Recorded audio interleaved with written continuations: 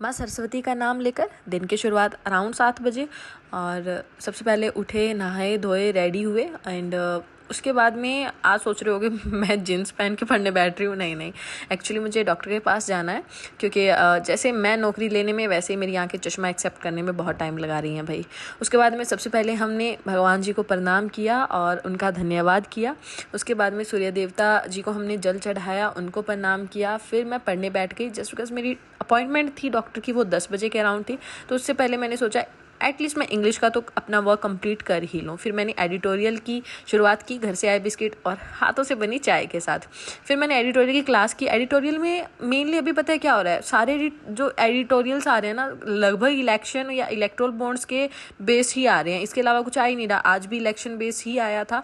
जो high commissioner वगैरह 2 commissioner जल्दी में अपॉइंट हो गए हैं, उन पर बेस्ड था। अगर किसी ने पढ़ा है आपको पता होगा। ओके, सो ये मैंने एडिटोरियल किया और उसके अलावा मैंने आज मेरे 30 रूट वर्ड्स कंप्लीट हो गए हैं। ठीक है, मैंने अभी तक नहीं पढ़े थे भाई, मुझे 3 साल प्रिपरेशन करते हो गए हैं, लेकिन इस बार मैंने पढ़ना शुरू कर दिया। फिर टाइम हो गया था, डॉक्टर के पास जाना था और मैं इस बार सीरियस ले रही हूँ हेल्थ को भी, क्योंकि मैं नहीं चाहती पेपर के टाइम पे कोई गड़बड़ कर दूँ। फिर मुझे 2 बज गए थे दिन के।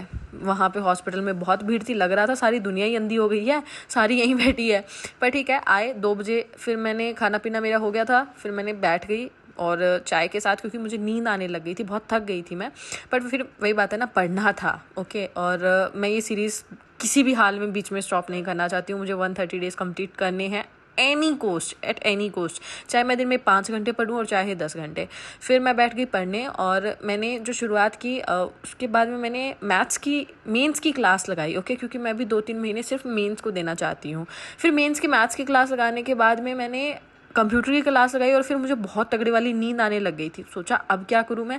फिर मैंने एक प्री का मॉक भी लगाया and guess guys what, pre का मॉक आज बहुत गंदा गया मेरा, सच में। पता नहीं, इट मे बी कि शायद मैं थोड़ी टायर्ड थी आज और मैं खुद को पुश करे जा रही थी कि पढ़ना है। इट मे बी उसका इफेक्ट पड़ा हो, लेकिन मैंने जो पिछला मॉक लगाया था ना, उसमें मेरे अराउंड 58 मार्क्स आए थे और आज वाले मॉक में 48 मार्क्स आए हैं। और रीजनिंग में मैंने इतनी सिली मिस्टेक्स करके 3-4 क्वेश्चन भी गलत कर दिए।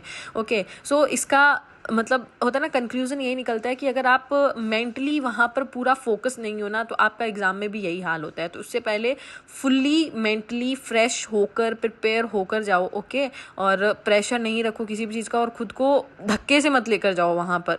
इंजॉय करते हो जाओ, एग्जाम अच्छा होता है। जैसे आज टेस्ट बुरा हुआ, वैसे एग्जाम भी पूरे होने के चांसेस बहुत रहते हैं। So this is all about the video and thank you so much guys in videos को इतना प्यार देने के लिए। मिलते हैं कल की वीडियो में। Thank you, Tata.